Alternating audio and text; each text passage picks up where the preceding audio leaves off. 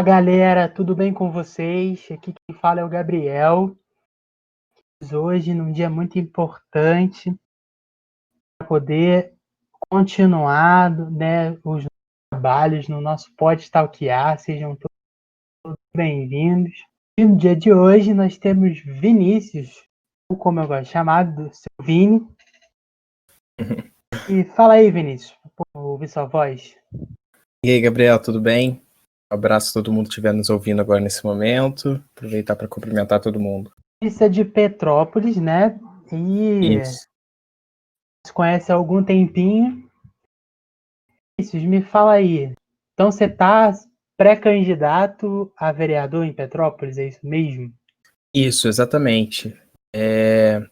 Acho que conversamos aqui pela juventude do PDT, aqui na cidade. Chegamos a um consenso de que é importante que a gente comece a se erguer nesse sentido, porque sempre é muito citado de que o futuro será a juventude, né? E eu acho que mais do que nunca se espera para a construção desse novo normal, uma juventude erguida, uma juventude forte, uma juventude com ideias claras e com propostas para a nossa cidade. E aí, por isso, um desses fatores, chegamos à conclusão de que deveríamos ter, sim, pré-candidatos da juventude. Fizemos uma eleição interna e chegamos ao meu nome para essa pré-candidatura. Engraçado você falar desse negócio de novo normal, né? Como é que tá a situação de Petrópolis, né? Combate à pandemia, tá? Vocês estão caminhando e como é que é a sua avaliação para como os petropolitanos, né? Encarando isso? O que acontece, Gabriel? Aqui tá bem complicado, porque já estamos num processo de reabertura precoce, onde não deveríamos estar sendo efetuado de forma nenhuma. Por quê? Os números só crescem. Os números não estão nos indicando que é momento de abertura. Então a gente está numa situação bem delicada. O prefeito começou tomando algumas decisões importantes, fechou a cidade, fez isolamento, não foi decretado lockdown, mas pediu para que as pessoas ficassem em casa, decretou obrigatoriedade do uso da máscara, decretou obrigatoriedade de álcool gel nos estabelecimentos que ainda funcionam, como mercado, farmácias, enfim. Porém, engraçado, até mesmo se contradizendo, ele já vem com essa reabertura totalmente precoce, né? Onde, segunda-feira passada, avisar também aos nossos telespectadores que a gente está falando aqui do momento do dia 8, né? Hoje é dia 8 de junho, onde está gravando esse podcast. E na segunda-feira passada, dia 1º, já começou esse processo de reabertura. Eu até postei na minha página do Facebook um comentário sobre essa reabertura, porque não é viável que a gente tenha 71 óbitos hoje, 71 óbitos e 754 casos, e isso só está subindo a cada dia, de 3 em 3, de 5 em 5. Já tivemos dias de alcançar 9 mortes, não necessariamente foram daquele dia, mas saíram nos números daquele dia, e esses números crescendo não é momento de reabertura, porque se a gente pensar na economia, a gente precisa retomar a confiança da população. Por quê? Para reabrir o comércio, a gente pensar nessa reabertura, a gente tem que trazer de forma gradual e de forma definitiva, para que a gente consiga essa confiança da população, para que ela retorne a frequentar e retorne a investir nesses locais, em comprar alguma coisa diferente, em pedir uma comida de um restaurante diferente, em frequentar uma loja de roupas que ela gosta, enfim. Só nesse processo delicado e bem elaborado é que a gente consegue de volta a confiança da população. Enquanto não tiver essa confiança, será, como eu disse lá na minha publicação, um tiro no pé. Por que um tiro no pé? Se a gente tiver hoje as lojas que não são necessárias para a sobrevivência básica abertas, está colocando tanto trabalhadores em risco como os consumidores. E não adianta a gente abrir, ter consumidores doentes, que não vão poder ir nas lojas, porque vão estar, infelizmente, em leitos de hospitais, e muito menos trabalhadores que vão pedir licença, né? Porque se ele se infectar com a doença, ele tem que tirar a licença médica. Então, a minha análise geral é que a gente está numa reabertura precoce, onde nós achávamos que teríamos uma boa administração nesse período de pandemia e que, infelizmente, começou a nos decepcionar. É muito interessante você falando isso, né? Porque tem muito economista falando o grande problema econômico do Brasil não é o isolamento social, sim a pandemia. A, a crise, né, do corona faz as pessoas pararem de consumir normalmente, que já o corona por si só já seria suficiente o impacto econômico. E, na verdade, o que eles trazem é que você para de verdade, faz um fechamento completo e espera os efeitos passarem, né? Diminui o nível de transmissão, aí que sim que você pode pensar numa reabertura, né? O valor que a gente tem que ficar atento não é a lotação das nossas UTIs, é o valor do nosso nível de transmissão. Porque se a gente está transmitindo para mais uma pessoa que tem, né? Transmitindo para 2, 3, significa que não tem condição da gente reabrir, porque isso gera um ciclo que vai. Não tem fim, né? Porque você vai ter que ficar abrindo e fechando todo mês. Né? Então, se você fechasse de verdade, definitivamente, esses 3 meses que se passaram, isso no Brasil inteiro, a gente poderia estar pensando no processo gradual de reabertura no Brasil inteiro. Só que, infelizmente, a galera aí é meio doida. Acho que essa é a palavra. Eu acho que a galera, eu digo, os administradores públicos, eles estão meio desorientados, sabe? Porque o que acontece? Claramente houve uma segurada na divulgação dos números, não estava sendo divulgado como deveria. Para quê? Para que a justiça não barrasse a reabertura, como barraram em Caxias. E no dia seguinte, chega a ser até patético, porque no dia seguinte da abertura, 2 dias depois, houve um acréscimo de casos verificados altíssimos, sabe? Aqueles casos analisados que já estavam de 2, 3 semanas atrás, que eles acrescentaram nas estatísticas. Então, quase dobrou o número de casos, assim, em questão de 10 dias. Estavam sendo subnotificados apenas com o interesse da reabertura. E, assim, o prefeito pressionado pelos empresários da cidade, pelos comerciantes, e muitas vezes dá para entender esse lado dos comerciantes, que precisa do comércio aberto para levar o pão para casa, precisa do comércio aberto para ter seu alimento, para pagar seu aluguel, sua energia, enfim, N fatores. Dá para entender essa pressão, mas não dá para entender a parte da prefeitura. Ele, como nosso administrador municipal, ele tem que tomar as rédeas da situação e começar a entender o que é melhor para o coletivo. Não tem como a gente iludir o povo achando que a gente vai abrir hoje e que as coisas vão voltar a ser como eram, que o comércio vai voltar a vender como vendia. Ele vai ter condições de levar aquele alimento para casa, porque não vai ser assim que vai funcionar, infelizmente. Quem dera, né, se fosse fácil assim, né, Gabriel? Abriu, pronto, voltamos ao normal. Seria bem legal, mas infelizmente não é assim. E é exatamente essa política adotada também pela prefeitura, na questão de inaugurar leitos agora, recentemente, porque ela quer dar uma sensação que os leitos estão vazios. Então, foi planejada a inauguração para a mesma data de abertura do comercial. Então, planejaram a reabertura comercial para o dia 1º e no mesmo dia inauguraram 56 ou 58, se eu não me engano, leitos na cidade, divididos entre leitos de UTI e leitos comuns. Isso nos dá, hoje, 99 leitos de UTI em Petrópolis disponíveis, sendo que os 99 disponíveis para utilização, 31 já estão ocupados. Então, nos dá a sensação que nós temos 2/3 dos leitos livres. Mas, na verdade, é que eles foram inaugurados juntamente com a reabertura. Então, eles ainda vão começar a receber pacientes e a população. Então, eu não confiaria muito nessa margem de leitos livres, sabe? não nos diz muito no momento. Agora, uma coisa a gente passar a analisar é na próxima semana e nos próximos 10 dias, qual vai ser o comportamento do vírus nessa reabertura. Qual vai ser a taxa de disseminação, tudo isso tem que ser acompanhado. Não basta colocar a barreira sanitária na entrada da cidade, fechar as outras entradas, medir temperatura, só deixar entrar petropolitano, ter todo esse esforço.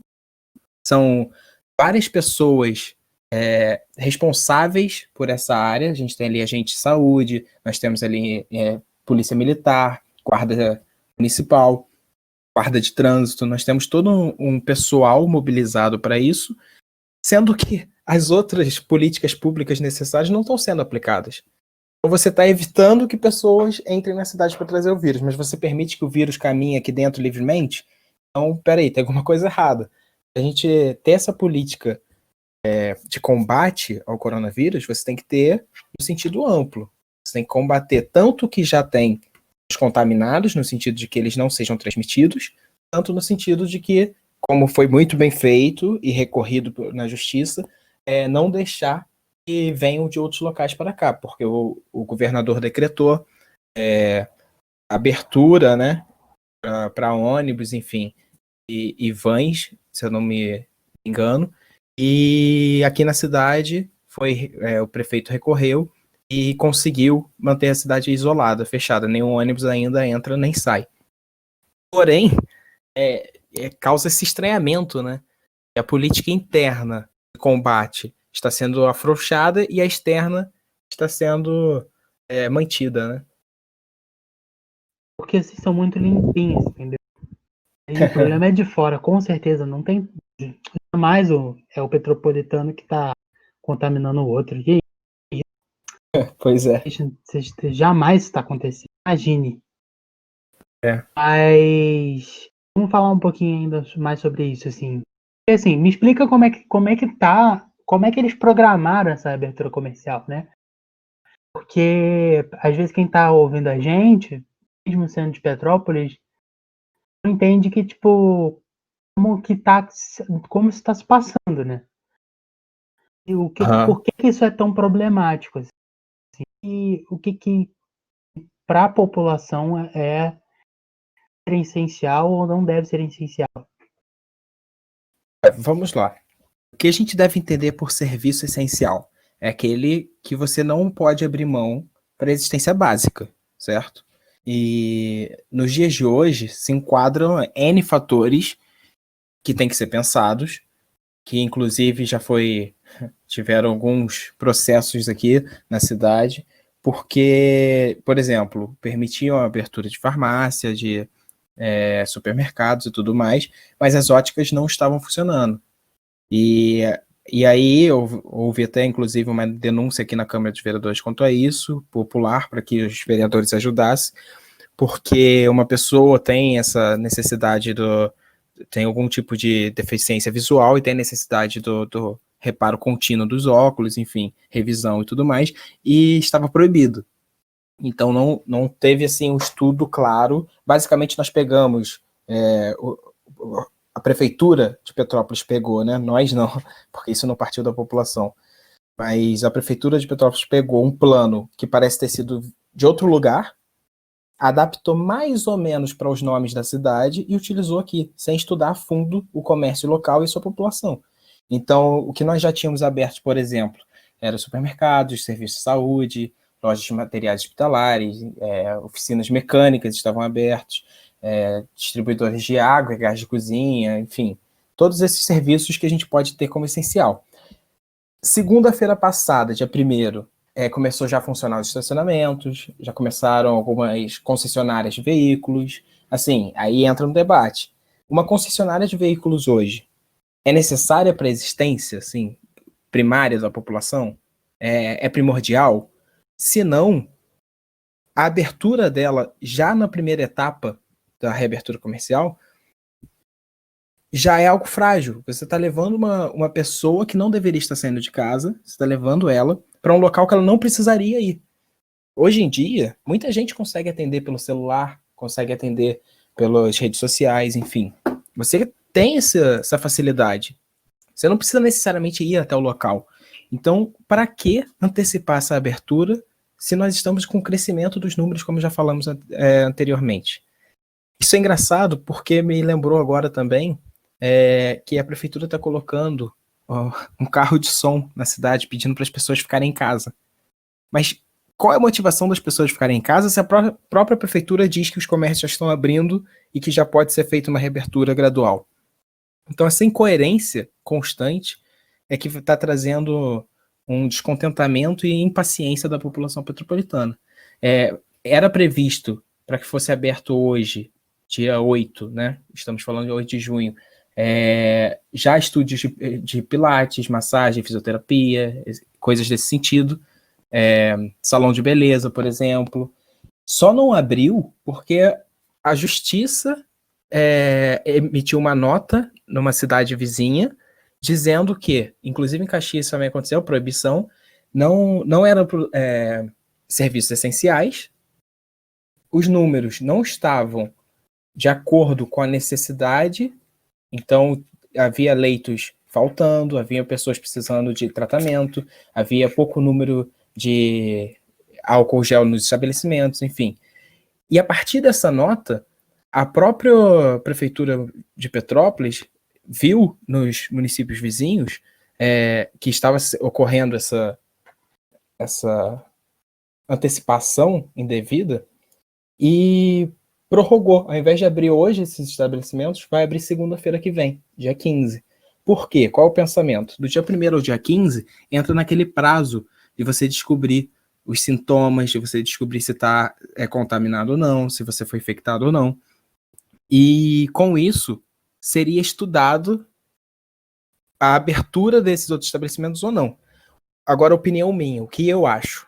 Eu não acho que esses números vão ser estudados. Eu acho que, para ficar mais aceito socialmente, jogaram essa abertura para daqui a 7 dias, tiraram de hoje, jogaram para o dia 15, para ficar mais bonitinho, dizer que a gente está se preocupando com a população, porque assim a gente sabe quem tem os sintomas, quem não tem, quando na verdade esses números vão ser ignorados, como foram ignorados os da semana retrasada e começaram esse projeto de reabertura comercial, inclusive que o nosso pré-candidato à prefeitura pelo PDT aqui da cidade, Marcos Novaes, já vem dizendo que não é um plano adequado para a cidade, é um plano que parece uma cópia que veio de outro local. Então, todo esse drama de reabertura que a gente está passando é que nos traz esse pensamento de que é o momento. E assim, a ciência diz uma coisa clara: todos os locais que testaram uma reabertura deu certo, que deram certo, eles reabriram quando as taxas de disseminação do vírus estavam caindo, o que não é o que está acontecendo hoje aqui em Petrópolis. Eu acho que é isso que as pessoas precisam entender, é que tem gente morrendo, né? Tem muita gente Exato. morrendo. E não é só idoso. Que a gente vê a sensação entre os jovens, em idade de que nada vai acontecer com eles, são invencíveis, que parece que eles não sabe, não tem família, não tem. Exato. Eu tive até uma conversa com um amigo meu sobre isso, em que ele é a favor da reabertura comercial e tudo mais, que eu entendo o lado dele, eu entendo todo o drama financeiro, enfim, e todo o drama da população, e como estão precarizando, e parece que de propósito, jogando a população para as trincheiras mesmo, para decidir e tomar partido da reabertura. Mas assim, foi o que eu falei com ele. Quantas pessoas são viáveis na cabeça dele que morram para que ele consiga sustentar um estilo de vida ou consiga sustentar o que for? E olha que isso a gente está falando de uma realidade que não é a realidade da maioria do povo petropolitano, e não é mesmo assim. Quem conhece Petrópolis a fundo vai saber da divisão dos distritos, os bairros que estão que formam esses distritos e do grau de pobreza de Petrópolis, da má distribuição de renda que tem em Petrópolis. Assim, se ele, que é para manter um padrão, certo padrão de vida, pede a reabertura, imagina quem precisa colocar o pão na mesa, sabe? Imagina quem precisa levar comida para casa.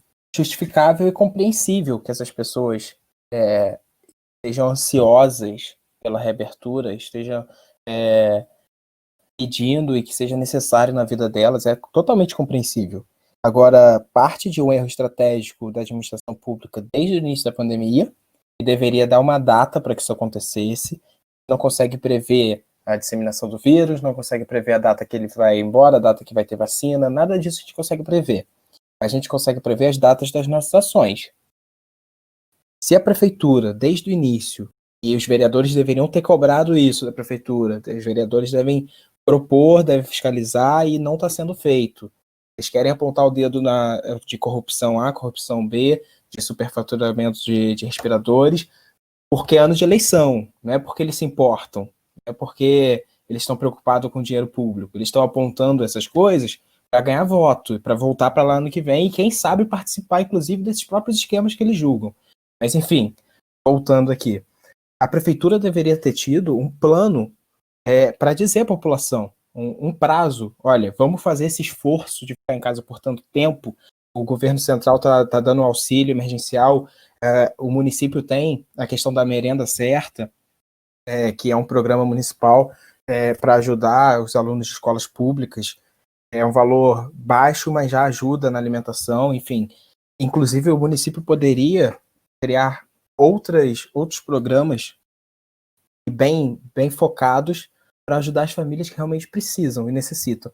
Por quê? Você dando um prazo e dando esse auxílio, consegue manter a população com o mínimo de dignidade possível em casa, para salvar a própria vida, entende? Para eles salvarem a própria vida, eles têm que ter o básico. Porque se você não der o básico, eles vão morrer em casa de qualquer jeito, vão morrer de fome, vão morrer com os problemas que já existem, vão morrer com as doenças que eles já possuem e não podem ir aos atendimentos, porque os hospitais vão estar cheios, estão cheios. Então, assim, esse plano deveria ser apresentado no início da pandemia. E não tem nem como dizer que não tinha como adivinhar. Por quê? O Brasil não só foi um dos últimos a ter o vírus, a chegar o vírus, como Petrópolis também não foi o primeiro município do Brasil a ter. Então, a gente conseguiu analisar não só os exemplos de fora do país, mas os exemplos dentro do país. Quais deram certo, quais deram errado, como fazer. Se você tiver a população do seu lado nesse sentido, ao invés de alimentar uma briga entre a própria população para ganhar uma eleição no final do ano, ou seja lá quando for a eleição, se tivesse essa união, se o prefeito e os vereadores, como representantes públicos, tivessem se apresentado como figuras coesas, centrais e combatentes à pandemia, com um plano, a população com certeza, com toda certeza, estaria mais paciente, estaria em casa, estaria esperando isso passar. Ninguém bota a vida em risco porque quer, Gabriel. Ninguém fala, eu vou trabalhar com risco de morrer porque tô afim. Você não vê isso acontecer, a pessoa vai porque ela fala, eu preciso, entende? Então, essa conversa com esse meu amigo me esclareceu muito bem isso, que as pessoas que possuem um certo padrão estão saindo porque não tem perspectiva. E as pessoas que não têm padrão, esse padrão mais alto, que pode ficar em casa, estão saindo porque precisam comer. E é isso o drama que a gente vive hoje. A prefeitura perdida, como a gente já citou anteriormente, e a população impaciente, com razão, né? E aí, é engraçado você falou, né, dos esquemas de corrupção. A gente já teve a parede de dinheiro, mas Petrópolis inova na corrupção com a famosa banheira de dinheiro, né? Explica essa situação aí, menino. Pois é.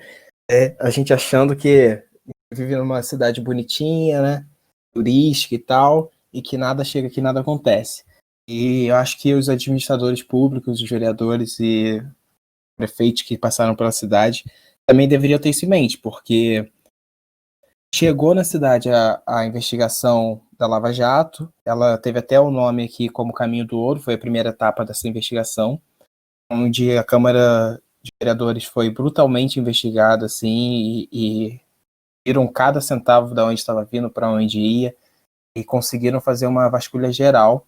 E ela desencadeou na segunda etapa da operação, que foi essa sala VIP, onde justamente o ex-presidente da Câmara, Paulo Igor, chefiava essa operação de ladrões, em que participavam de rachadinhas, participavam de compra de votos, muitas vezes para a reeleição dos próprios vereadores, participavam de favorecimento indevido das empresas petropolitanas.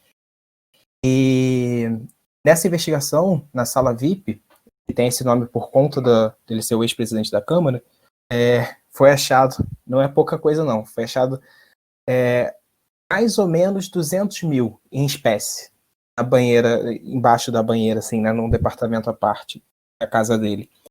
Fora parte em dólar, fora a parte no carro, que se achou também de outros vereadores, inclusive, dinheiro na gaveta do gabinete, enfim, totalizando, da investigação de 2012 até hoje, totalizou mais ou menos 858 mil de rombo no cofre público. Assim, é muito dinheiro, dá para fazer muita coisa com isso. Até já comentei com algumas pessoas, e eu acho interessante a gente falar isso, a gente pensar o que é 858 mil reais, né? Eu não sei você, mas eu não tô acostumado a ver 858 mil reais, eu não sei dimensionar, você Nem sabe? que é R$ 1.000 direito. Pois é. Então, para a gente mencionar, eu trouxe, por exemplo, 858 mil reais consegue comprar mais de 50 mil máscaras, aquelas profissionais para os hospitais. A gente consegue comprar mais de 50 mil face shields, que são aquelas proteções na frente da máscara, geralmente plástico, e propriamente dos enfermeiros, e assim, ajuda a salvar muito a vida dos enfermeiros. Com esse dinheiro achado na banheira do Paulo Igor, distribuído para outros vereadores, inclusive, porque estavam em maços separados com as primeiras letras de vários vereadores da Câmara, dava para, por exemplo, favorecer mais 12.257 famílias no programa Merenda Certa, que eu comentei ainda há pouco. Então dava para ampliar o atendimento para mais 12.257 famílias. Então, assim, a corrupção na cidade, ela está implementada, ela hoje é real, ela está no noticiário, coisa que não acontecia um tempo atrás. E mais do que isso, ela está próxima, porque diferentemente de alguém roubar em Brasília, é alguém roubar na Câmara de Vereadores, que ele pode ser seu vizinho, que você vai esbarrar na rua, é o cara que não você vai ver no dia a dia. Então, o povo petropolitano está cansado dessa política inadequada, antiga, suja, que não pensa em quem deveria, que não pensa no povo. E, ao mesmo tempo, tem essa indignação que nós estamos falando ainda há pouco do lado da pandemia. Qual é o foco? O que a gente reclama primeiro? Assim, é complicado, porque o dinheiro roubado poderia estar salvando vidas. A falta de políticas públicas durante a pandemia poderia estar salvando vidas. Então, todo o debate que a gente está trazendo aqui é em torno de uma única coisa nesse momento de pandemia, a vida. E aí a gente começa a debater em cima disso. Então, quando o cara tem a coragem de causar um rombo no patrimônio público de 858 mil, assim, o que você espera desse grupo de políticos, sabe? O que os caras voltaram para a Câmara, Gabriel? Eles conseguiram habeas corpus, conseguiram licença da justiça e voltaram para a Câmara. Estão recebendo salário. Assim, não tem um A da população petropolitana. Você vê no máximo um post no Instagram, no Facebook e só. Você não vê essa indignação sendo posta para fora, entende? Isso é prejudicial, porque se a gente não trouxer essa indignação para debate, para possíveis saídas, para melhoria, possíveis pré-candidatos que estão surgindo, para um futuro para a cidade, se a gente não trouxer isso, a gente cai no mesmo erro de um falso herói. E, em época, chegando próximo à eleição, surge um falso herói, em que ele entra e acaba nos decepcionando, como vem sendo feito há um tempo, né? Então, realmente, essa parte de corrupção na cidade é uma questão que tem que ser trazida para debate, tem que ser analisada, porque não dá. 50% dos reeleitos caíram na Operação Caminho do Ouro. Então, assim, metade dos candidatos a população reelegeu, foram presos e agora a maioria deles está de volta à Câmara. Mas aí eu queria entender, assim, onde saiu esse dinheiro? Se vocês têm essa noção. E, sobretudo, por exemplo, no impacto que isso teve na política pública do dia a dia da cidade, né? Petrópolis não tem exatamente lá os melhores indicadores para se viver, né? A gente percebe que o IDH, né, que é o Índice de Desenvolvimento Humano, ele é alto quando comparado com o Rio de Janeiro, os piores IDHs do país. Quando a gente compara com o próprio resto do país, não é lá essas coisas não, né? Queria que você comentasse um pouquinho disso, assim, sobre que outras... Desculpa cortar. Exatamente por aí. Você estava dizendo sobre de onde vem esse dinheiro, esse início dessa corrupção, digamos assim, né, onde começa a entrar a grana. Talvez eu não consiga te dizer exatamente, nesse caso específico, de onde está vindo. Isso precisa de um estudo maior, aprofundar nos números, precisa de um trabalho sério, trazer isso para debate, transparência, coisa que a gente tem sido pauta dessa semana, inclusive, transparência. E assim, eu sei te citar exemplos de que a corrupção está claramente instaurada em Petrópolis e que nada acontece. Um dos exemplos é o Natal Imperial. Se você pega para analisar os gastos do Natal Imperial, você vai perceber que um palco de madeira simples, aquilo ali você não gasta, sei lá, nem 10 mil reais, ele entra para a conta e é aprovado. Isso é bom explicar. Para quem não entende a divisão dos poderes, é bom explicar que o Legislativo, a Câmara, ela tem a obrigação e o dever de aprovar ou rejeitar as contas do prefeito. Então, assim, não é só por parte da prefeitura e do prefeito que encabeça esse projeto. Também tem a aprovação da Câmara, senão não passaria e viria mais a público. Mas voltando, o Natal Imperial, um palco de 10 mil tá nas contas registrado como 300 mil. 311, se eu não me engano. Então, assim, não é só superfaturamento, é o superfaturamento do superfaturamento, assim, é inexplicável. Não tem como justificar. Então, a gente percebe que o dinheiro está saindo da gestão pública e, ao invés de ir para a população, está indo para o bolso deles. Então, talvez no caso específico da operação Caminho do Ouro e Sala VIP, eu não saiba te dizer, porque, inclusive, elas ainda estão tendo desdobramentos, tanto que os vereadores foram cassados, retornaram à Câmara semana passada, ainda vai ser posto ao público com certeza de onde veio esse dinheiro, para onde vai, e com certeza vai ser descoberto mais coisa aí no meio, porque 858 mil foi o que descobriram, né? Agora vamos para a segunda parte que você pediu para eu comentar, né? A questão do IDH. O que acontece? Você disse muito bem, você pontuou. O IDH petropolitano, comparado aos nossos vizinhos, muitas vezes os municípios do estado do Rio, ele não é ruim. Porém, a gente tem que entender, o IDH ele vai ser uma média, ele não é a realidade. A gente tem que tomar muito cuidado com esses números, porque você pode ter um exemplo que eu vou trazer mais para próximo, o IDEB, né, que também é um índice e serve para o IDH também, o exemplo que eu vou dar. Você pode ter dentro do IDEB um colégio de excelência, que vai atingir praticamente nota máxima para o IDEB, e 10 colégios menores que vão atingir níveis abaixo do esperado. Isso significa que a maioria dos nossos colégios não estariam de forma assim, como querem passar, né, uma média positiva, elas estariam abaixo da média, mas a média soa bem porque existe um polo, um centro, um colégio que é muito positivo e que tem rendimentos muito altos.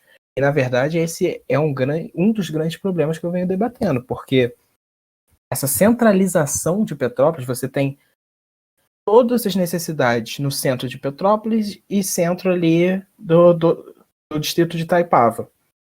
E todo o resto você esquece. Você finge que não é Petrópolis, porque não é ali que o turista vai estar. E isso é muito danoso à nossa população. Quem realmente vive aqui não vai estar no centro.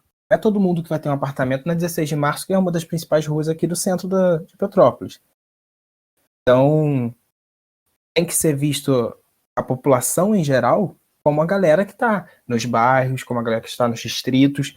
Tem N dificuldades. O pouco que eu conversei com algumas pessoas já para essa pré-campanha, já para elaborar propostas vindas do próprio povo, o pouco que eu conversei com eles, assim, é absurdo, é absurda a dificuldade para o mínimo de interação com uma Petrópolis idealizada, sabe?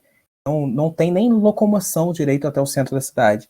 Você não tem incentivo nenhum para que participem de programas públicos, como temos aí, muitas vezes o deguste acontece no centro da cidade, é gratuito, mas restrito, basicamente, pelos preços dos produtos, das cervejas, enfim. É restrito para turista. Um que acontece no final de semana? Isso, geralmente um final de semana por mês. É uma degustação das cervejarias municipal. E o que acontece? Isso é um exemplo, né? A gente tem aí o próprio teatro. O teatro não é um espaço democrático. É um teatro lindo que nós temos aqui, inclusive é necessário passar por algumas reformas. Já começou uma reforma no final do ano passado. E não é um espaço democrático. Você não vê a população dos bairros e dos distritos ocupando esse espaço. O que deveria acontecer, sabe?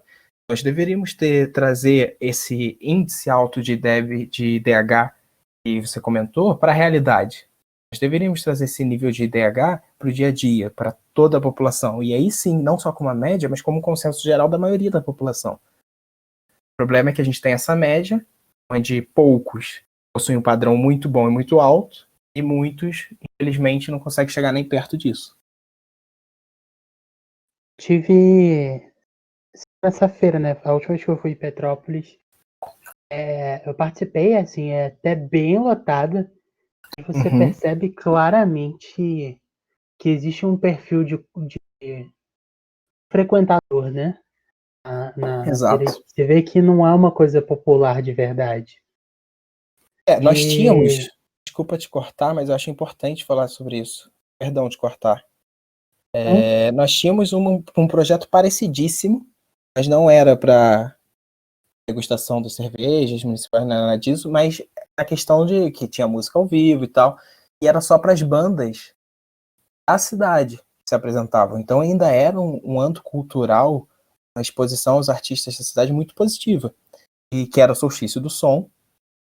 Inclusive, se o João estiver assistindo, um abraço para o João, se estiver nos ouvindo, que muito firmemente tocou esse projeto durante anos que tentaram destruir ele, e que era ocupado por quem realmente tem que chegar no centro, sabe? Que é essa população que está mais afastada e que se tornou periférica porque forçaram a ser periférica, ocupava esse espaço. Eram os nossos jovens, era o pessoal que não tem renda para ficar comprando cerveja de R$ 25, copo, entendeu? E, ao mesmo tempo, tinha a possibilidade de assistir a um show, a possibilidade de interagir, de ocupar as praças públicas. Mas aí, o que acontece? Tem uma pressão do poder público em cima de álcool, em cima das drogas, enfim. E, ao invés de só fiscalizar e manter o evento, eles preferem acabar com o evento. Ao invés de consertar os erros, eles preferem acabar com o evento. E logo em seguida, vem essa pauta de ter um deguste uma vez por mês e tudo mais. Nada contra o deguste. Eu acho excelente. É uma iniciativa, inclusive, para ajudar tanto no turismo quanto nas cervejarias municipal.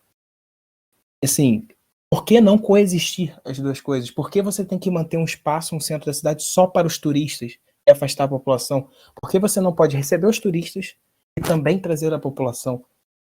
Entende? Esse é meu grande tópico, esse é o meu grande problema. Mas, enfim, desculpa te cortar. Só para falar desse outro projeto que já existia. Por aí, assim, eu comprei biscoito amanteigado maravilhoso.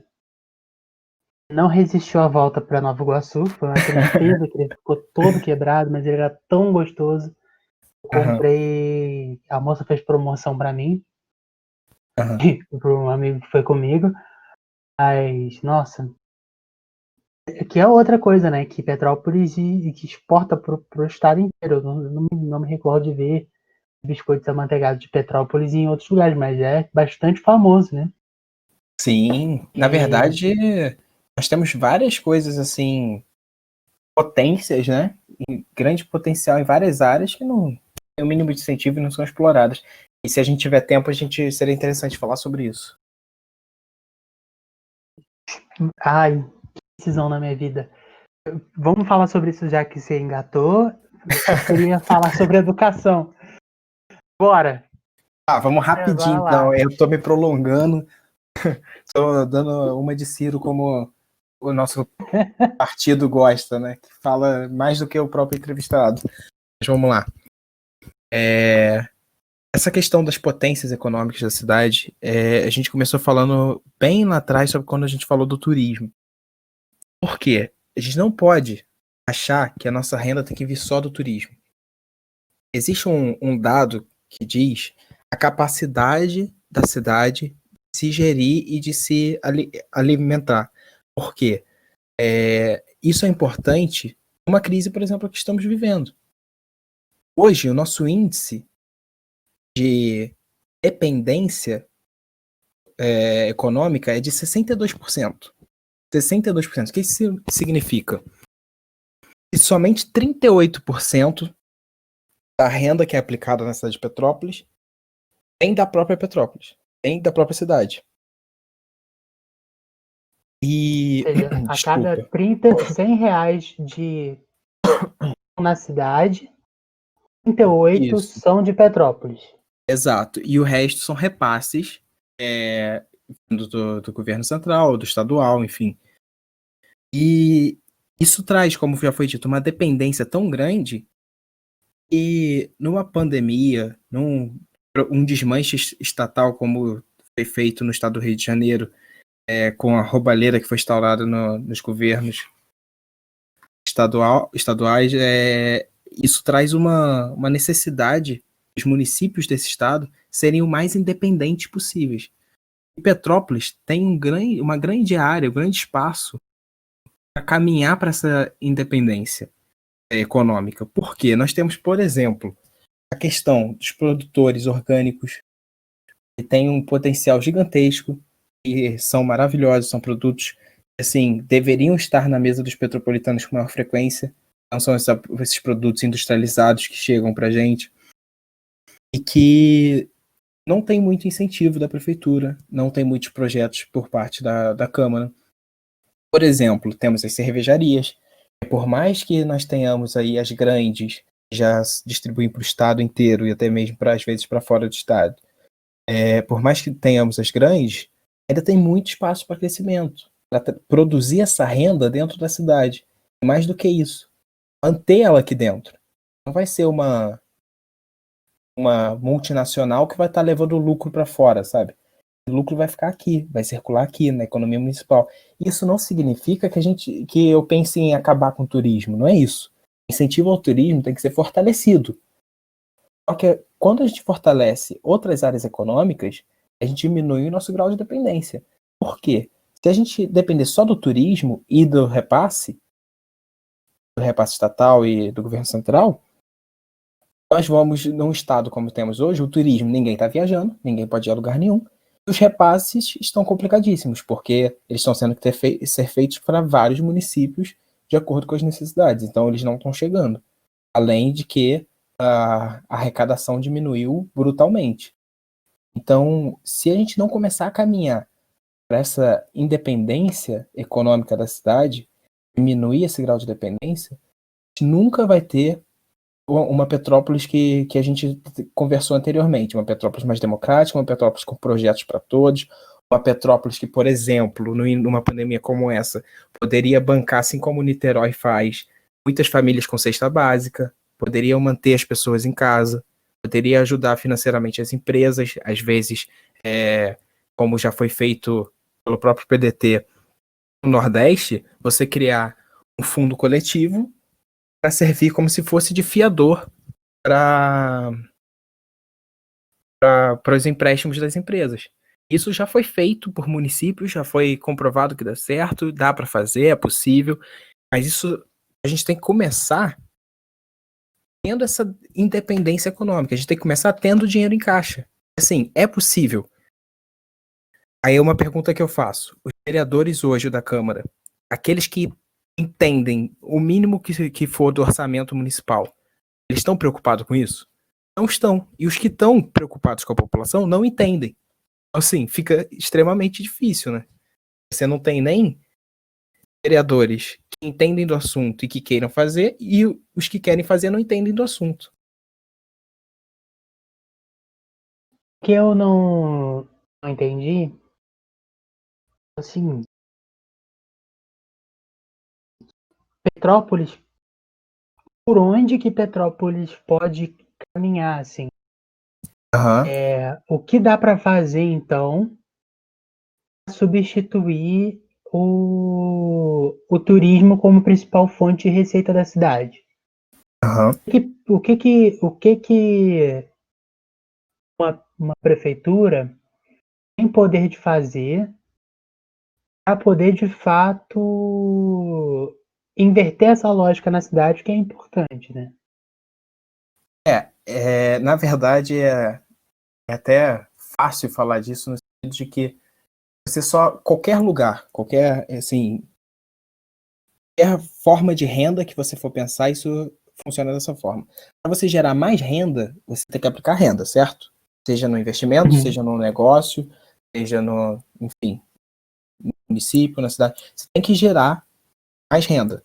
Para gerar renda, você aplica renda. Então, o município tem que tirar, sim, a mão do bolso e começar a financiar feiras orgânicas, financiar investimento para a galera da plantação, para a área rural de Petrópolis, investir sim nas vias públicas, inclusive para o transporte, que muitas vezes é problema da área orgânica.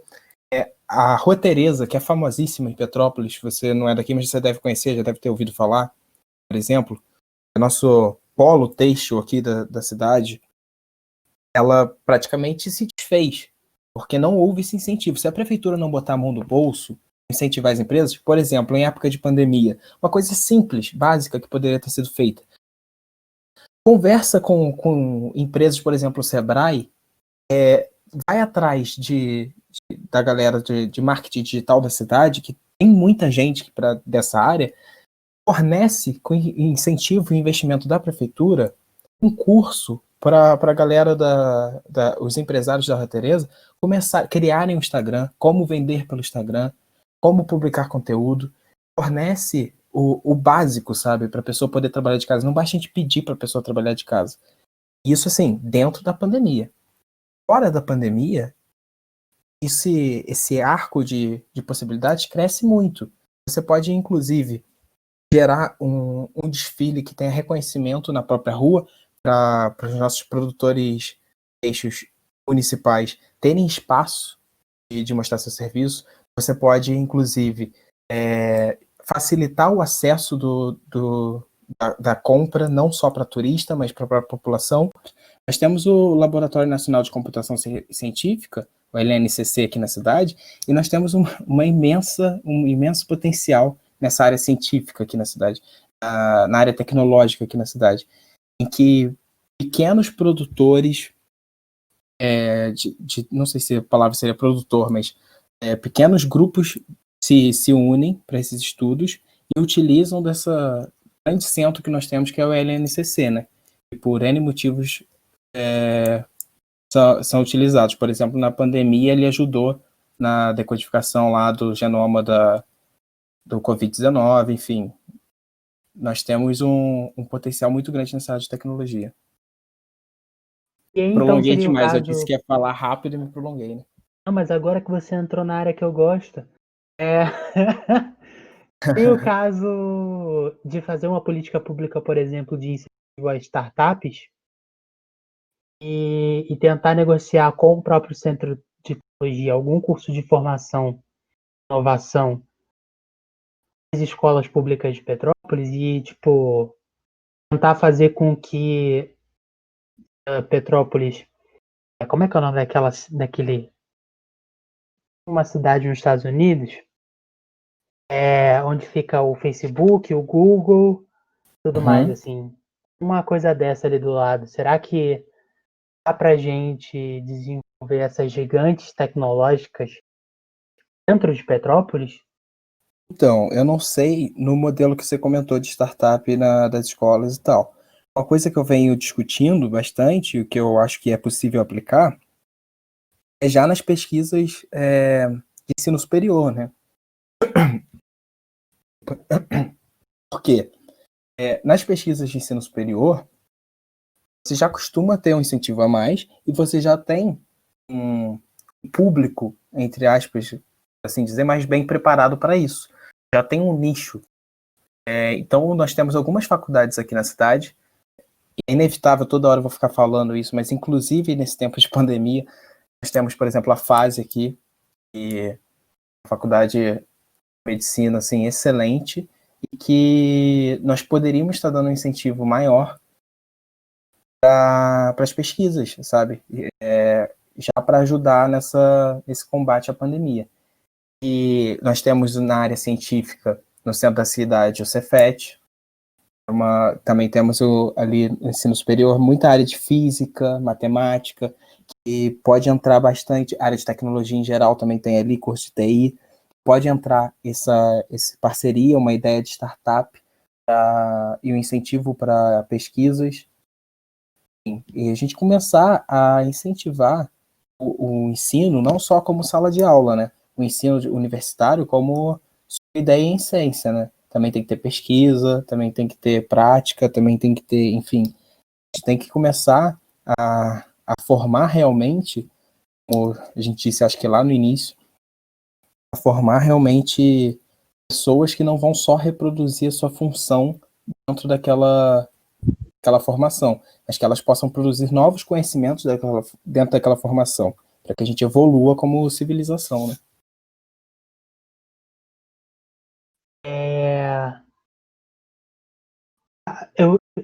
Falando isso, né, de parceria com a universidade, eu vejo muito exemplo de Niterói.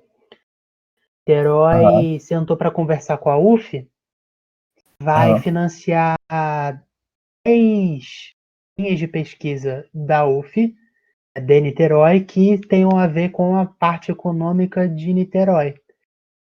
Então, que é a parte de talheiros, né, de construção de aham. navios. Eles Incrível, cara. fizeram Incrível. um perfilamento disso e eles fizeram linhas de crédito, entre aspas, né, que eles deram dinheiro direto para a linha de pesquisa para financiar. Então, desde o financiamento de bolsas, a contratação de Uhum. alunos, até para financiar os laboratórios e tudo mais. De fato, existe, não é, a gente não está falando coisa doida, né? Existe Sim, concreta, de fato, que pode acontecer dentro do modelo brasileiro, sobretudo do nosso estado, né? Exemplo aqui do lado, isso é importantíssimo o que você Niterói. está dizendo, porque a maior parte a maior não, acho que todas as coisas que nós falamos aqui é com base em coisas que já existem, que são possíveis, que são aplicáveis, que não, assim, pensando no projeto, não são difíceis. O projeto em si basta boa vontade, basta você pautar, né? E ter o apoio público, mas tudo isso é possível. Acho que o pessoal pensa de que, não, brasileiro é assim mesmo. Se não cabe aqui pra gente, isso não funciona, isso não daria. Enquanto as coisas já estão sendo feitas, já estão sendo provadas que são possíveis, quando você propõe isso para o seu município, a população tem um grau de rejeição, achando que não é possível, que é algum tipo de utopia, né? Não, inclusive é até bem barato.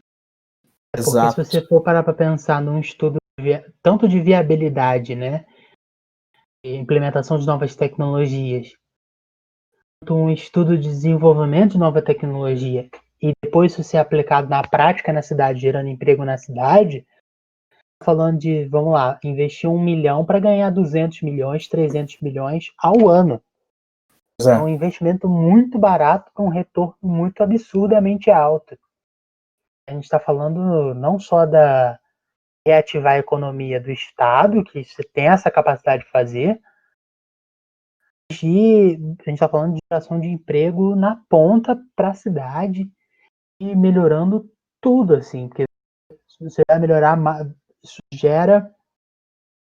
É doido pensar que você colocar tão pouco dinheiro numa coisa tão barata, você vai gerar tanto retorno lá na frente.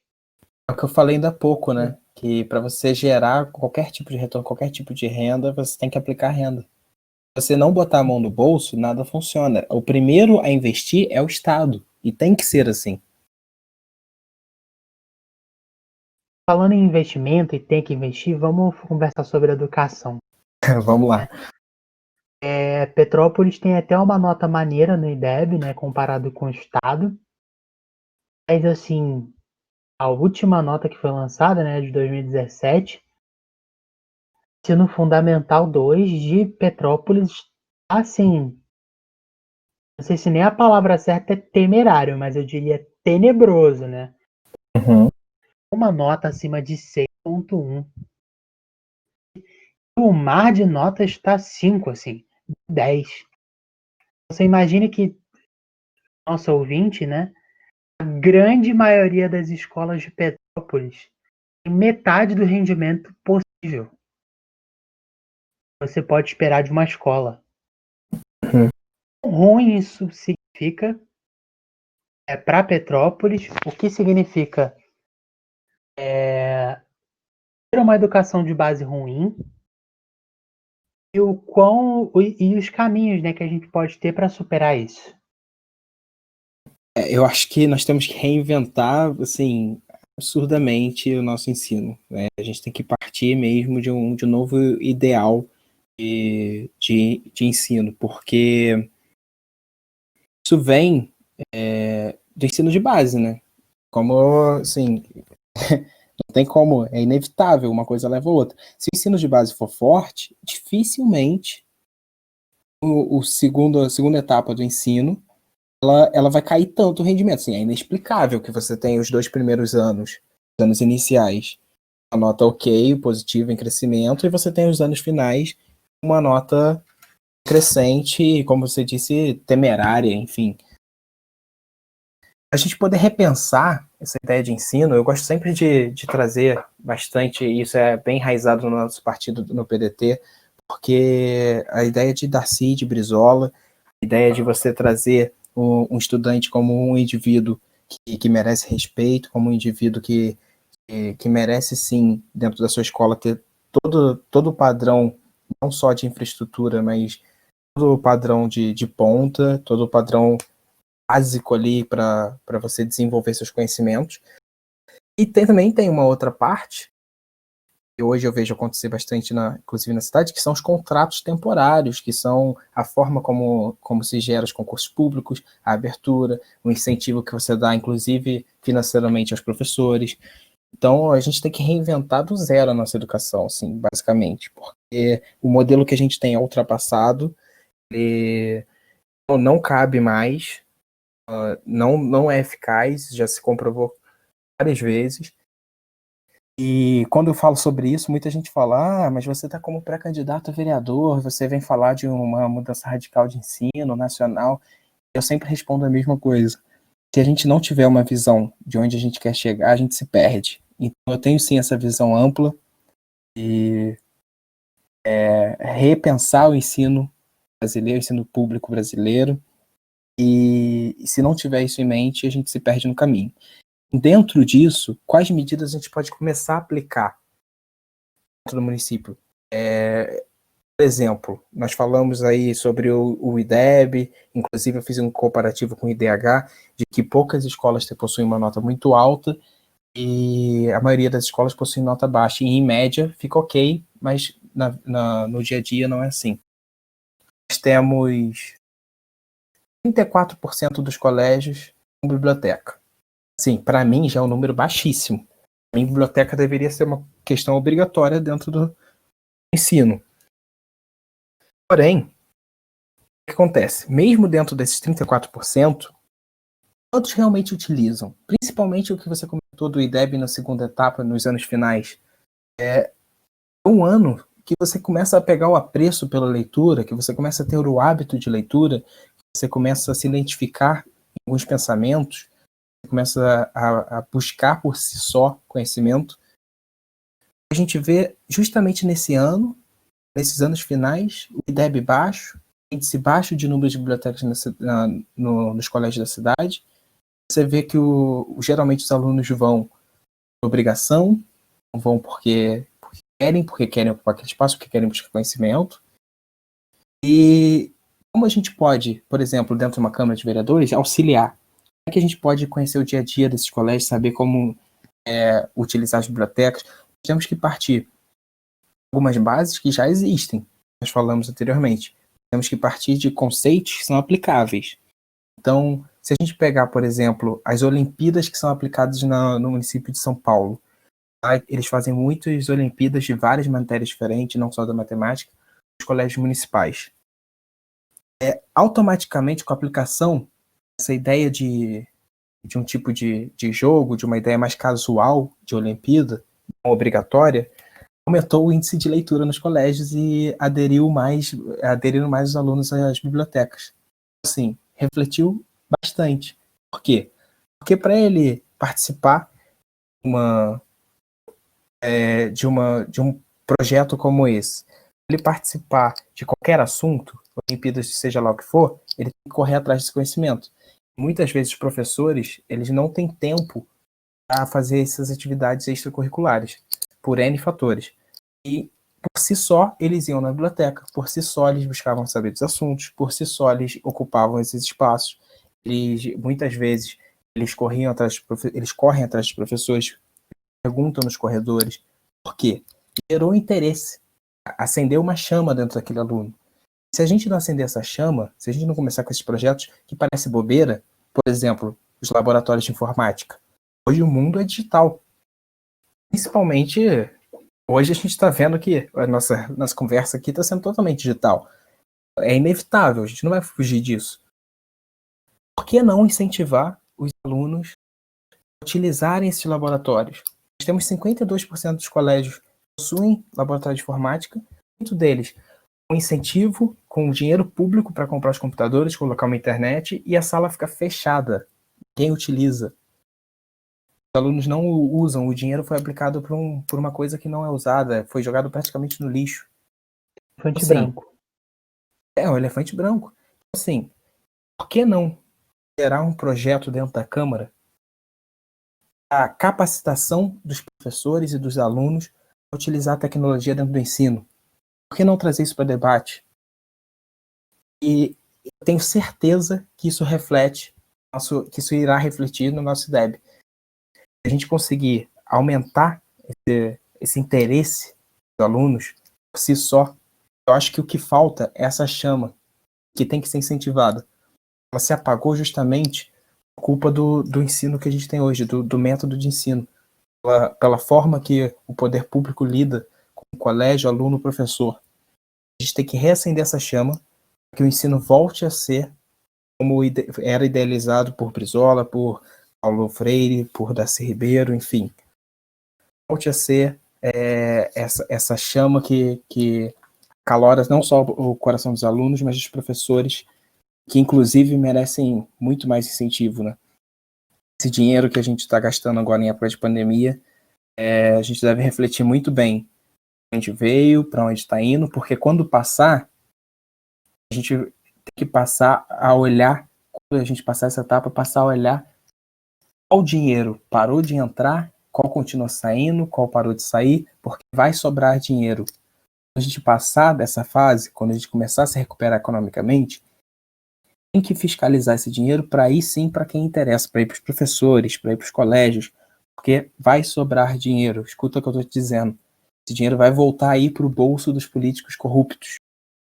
E mesmo hoje, em época de pandemia, superfaturam respiradores, mas assim, imagina em tempos comuns, era para estar sobrando dinheiro. A gente não precisava estar passando por nada disso, Gabriel. Isso que me deixa mais indignado.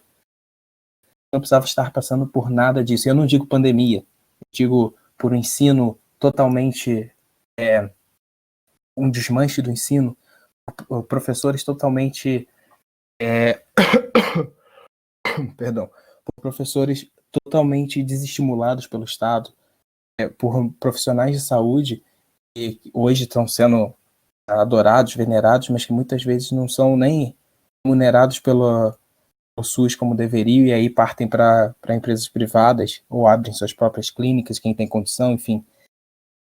Esse dinheiro a gente vai dar falta lá na frente. Quando começar a sobrar, é que a gente vai entrar no pior estado, que a gente não pode voltar para esse estado de corrupção, de roubalheira, de favorecer o bolso pessoal dos políticos, porque senão a gente nunca vai ter essa educação que a gente está falando, que a gente sonha, senão a gente nunca vai alcançar a meta que grandes pensadores estabeleceram aí para o nosso futuro, né? E aquele velho ditado, se a gente não começar a investir na educação hoje, vai aumentar, eu não vou nem dizer construir presídios, porque nem isso se faz, né? Uma sala de 4 tem 40 presidiários, mas enfim, vai começar a superlotar mais ainda os nossos presídios, porque isso, nossa realidade está sendo essa, infelizmente.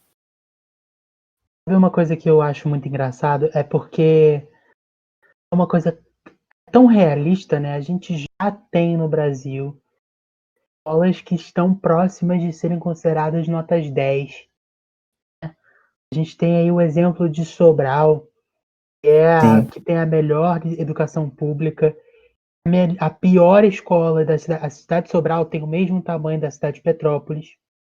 A diferença é que Sobral fica no sertão nordestino, não fica na região metropolitana do Rio de Janeiro. Inclusive com menos repasse, né? Muito mais municipalizado. Muito menos. E aquilo, né? As pessoas não percebem o papel do vereador, mas na Câmara existe uma coisa chamada Comissão de Educação, faz o Plano Municipal de Educação. No final de cada ano, o vereador ele decide o orçamento da educação. Ele pode muito bem colocar tudo isso dentro do orçamento. Uma ação continuada para os diretores poderem saber administrar melhor suas escolas. A formação continuada dos professores se adaptarem ao ensino de tecnologia. Isso o vereador pode trabalhar para estar dentro do orçamento, para as escolas estarem dentro do orçamento. As coisas que são mais importantes estarem dentro do orçamento. Se eu puder contribuir um pouquinho para esse debate, Sobral começou com a coisa mais importante, né? Primeiro, eles garantiram a infraestrutura. Escolas, né? No sertão nordestino, a gente está falando de escolas que eram muitas de pau a pique. A gente está falando de escolas que não tinham teto, escolas com um buraco na parede, chove dentro da sala. O primeiro garantia a infraestrutura mínima, né? Petrópolis ainda tem o lado bom de que está sempre na temperatura top de aula, né? E na Baixada já não é bem isso. Iguaçu, no máximo um ventiladorzinho. Seropédica, cara, na Baixada Fluminense, no ano passado, no janeiro do ano passado, ela foi de 2 semanas a cidade mais quente do estado, mas a terceira cidade mais quente do Brasil. Então, assim, o Nova Iguaçu são cidades muito quentes, então a gente está falando de realidade que a gente tem que colocar ar-condicionado nas salas. Senão a gente diminui a qualidade de ensino, vai lá embaixo. Petrópolis já não sofre com isso, né? Uma temperatura inteira, infraestrutura que não precisa ter tanto investimento em cima disso. Mas, ao mesmo tempo, quando eles acharam que não, se você dá para os professores, né, para a cabeça deles, um quadro legal, uma sala que não chove dentro, um ventilador, uma sala com ar-condicionado, uma sala de professores maneira, bebedouro, alimentação, do coisa, a educação vai lá em cima. Eles viram que não. Na verdade, o impacto disso na qualidade da educação é ótimo para a permanência do estudante do ambiente educacional. O estudante ele sinta pelo menos a vontade de ir para a escola, porque ele vai achar na escola uma infraestrutura que ele não acha dentro de casa. né? Exato. Agora, eles perceberam que aí eles mandaram fazer uma avaliação para entender. Na verdade, o grande problema estava na alfabetização. A gente alfabetiza muito mal os nossos alunos. Eles achavam que na virada ia dar tudo certo, de verdade, e que quando eles perceberam que o problema era maior, que estava na qualificação dos professores, sobretudo, e eles tiveram que enfrentar o maior debate político dentro da cidade. Tem professor lá que eu odeio eles até hoje, porque eles descobriram que na rede municipal o professor é analfabeto. Porque historicamente, né, a gente tem que lembrar que o professor para fazendo concurso para entrar para dar aula é uma coisa muito recente. Isso. E pode ter, não só em Petrópolis, mas no estado inteiro e no país, muitos professores analfabetos e analfabetos funcionais que só repetem aquilo que eles foram ensinados e que não têm o menor crivo técnico pensar além daquilo ali. Que eles precisam de ajuda. A gente não está falando de que a política que a gente tem que assumir é identificamos que existem problemas na formação desses caras, a gente tem que demitir. Não. Formar esses caras, tá? Ou seja, fazer uma faculdade ou fechar uma parceria com um Cefet da vida que seja, né? Ou com a UCP, é uma requalificação dentro de um horário que ele possa, às vezes aula no final de semana, reduzindo carga horária, que ele tem que dar menos tempo de sala de aula, em compensação, ele seja formado. Tudo dá para fazer não na lei. Né? Sim. Chamar os educadores, pautar como a educação deve ser organizada, ao Conselho de Educação e entrar para a briga de fazer uma educação pautada na realidade, nos dados de verdade. Isso tudo pode ser feito, isso não é nada absurdo, assim. Se você tem uma vereança, quer se dedicar à pauta da educação, para ter uma educação melhor, que não esteja vinculada a nenhuma escola particular, ter o seu ensino acima do outro, uma universidade particular ter o seu privilégio acima do outro, que seja de fato um nome que lute pela educação em geral, seja primeiro, né, educação como prioridade, independente do mecanismo educacional, a qualidade educacional vindo na prioridade, a cidade só tem a ganhar. Porque, inclusive, o que acontece? Não é interessante para eles, né, Gabriel? Porque a gente acabou de debater aqui sobre a corrupção na Câmara. Você faz o mínimo de dignidade, educação, de comida na mesa da população petropolitana, enfim, se você traz essas bases, e principalmente a educação, que a gente está dizendo, eles não são reeleitos. Eles não são reeleitos, mas não é porque o nosso povo é burro, não é isso. Eles não são reeleitos no sentido de que hoje eles utilizam da fragilidade da população, inclusive para comprar votos. O cara lá que está precisando de um gás de cozinha, está precisando de uma comida na mesa, está precisando de uma coisa do mercado, da feira, ele aceita. E vota no cara, entendeu? E se a gente incentivar a população a sair dessa, com base na educação, eles não são reeleitos. Então não é interessante para eles. Infelizmente, o nosso povo está passando fome, né? E entre Exatamente. passar fome e garantir quando a gente passa fome, a gente pensa no agora, a gente não pensa no futuro, né? Exato. Felizmente, eu acredito que tem muita gente em Petrópolis que se importa de verdade com isso e que enxerga a necessidade de ter vereadores que, sobretudo, sonhem. Exato. E a gente sabe que se tudo der certo, vai dar certo. A gente acabei falando, né, no papel de que um vereador ele consegue fazer isso.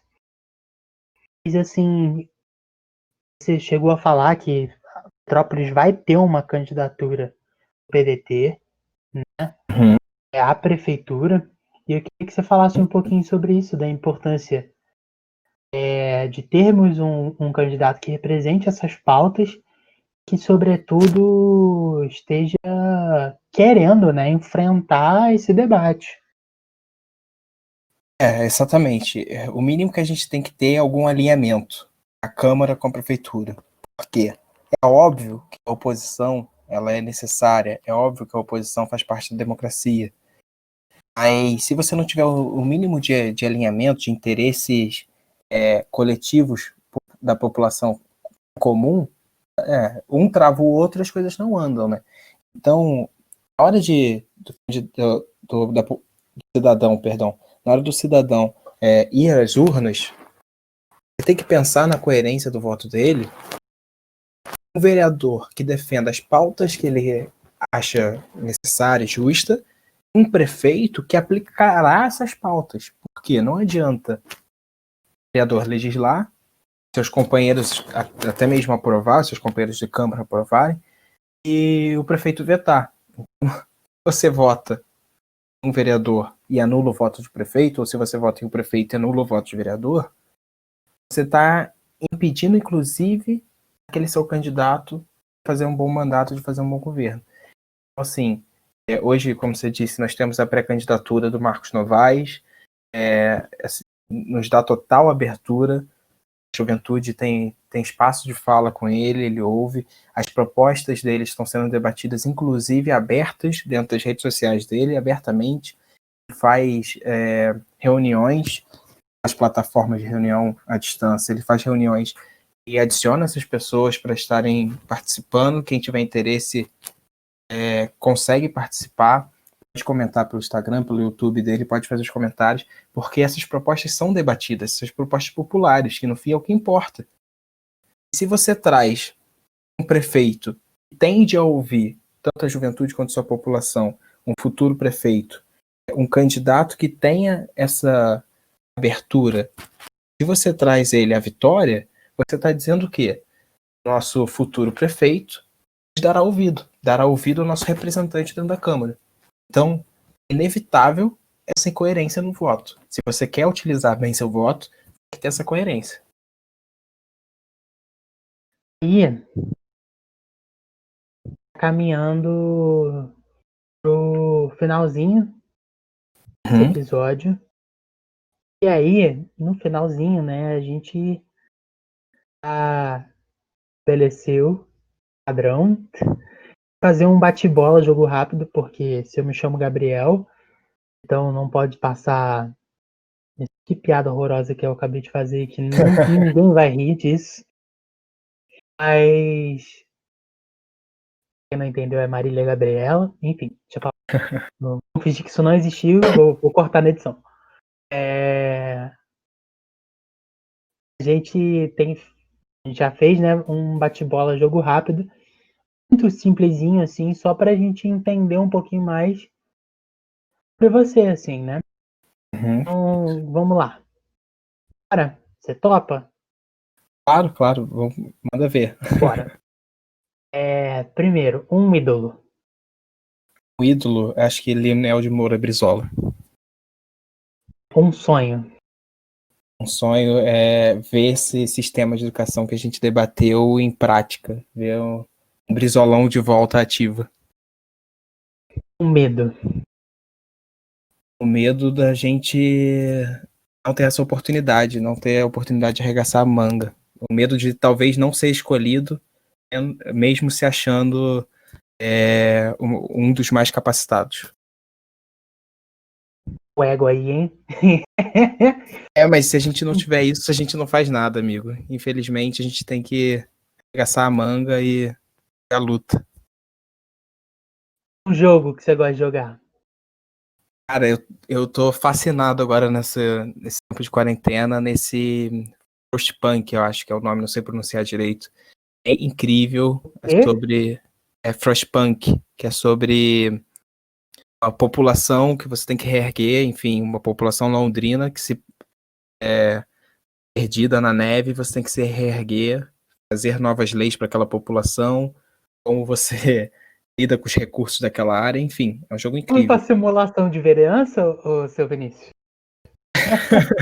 Qualquer coincidência, quer dizer, qualquer semelhança é pura coincidência. Realmente, eu sempre gostei, cara. Acho incrível. E Age of Empires também, eu tenho jogado bastante. Gosta de emular a cidade, né? Entendi. E esporte. É isso ou futebol e basquete? Uma brincadeira de criança. Brincadeira de criança, eu sempre gostei bastante de jogar bola na rua. Tentava soltar pipa, mas minha pipa sempre ficava no muro, mas sempre gostei de jogar bola. Quem é Vinícius? Vinícius é esse jovem que vocês ouviram agora indignado, que às vezes se exalta um pouquinho na hora de falar e propor suas ideias, porque Vinícius é um sonhador, Vinícius é esse rapaz que sempre foi de arregaçar a manga, sempre quis botar as coisas que aprende em prática, e mais do que tudo, acho que esse canceriano, de quem me conhece já sabe, tem família e inclusive bem sentimental quanto a isso, família e amigos. Esse eu acho que é Vinícius. Quais são as suas redes sociais, Vinícius?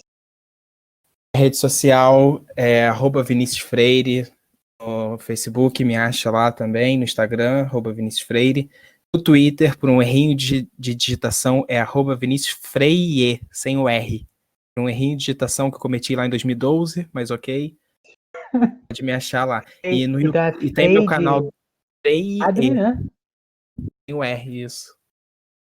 E lá no YouTube você me acha também como Vinícius Freire, tem o meu canal do YouTube.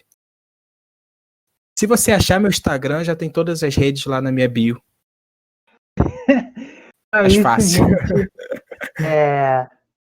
Muito obrigado a quem viu a gente até aqui. Sigam o Vinícius nas redes sociais para ouvir ele falar mais um pouco e acompanhar a candidatura linda que está fazendo com muito esforço. Ele é uma pessoa realmente muito dedicada. Eu conheço o Vinícius, da militância em si, né, de saber o quanto ele é dedicado às tarefas que tem que fazer. Então, se ele assume um compromisso, ele vai entregar esse compromisso. Então, deem essa chance ao Vinícius. Se chegarmos à urna, deem seu voto a esse cara, que ele é sensacional. Isso, muito obrigado a quem assistiu, ouviu a gente até aqui. Tenha um bom descanso. Você está ouvindo isso? Obrigado, Gabriel. Ouvindo. Nada.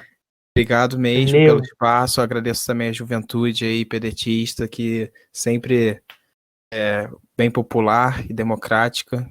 Gosta de ouvir não só a juventude, mas gosta de ouvir o povo. Obrigado pelo espaço.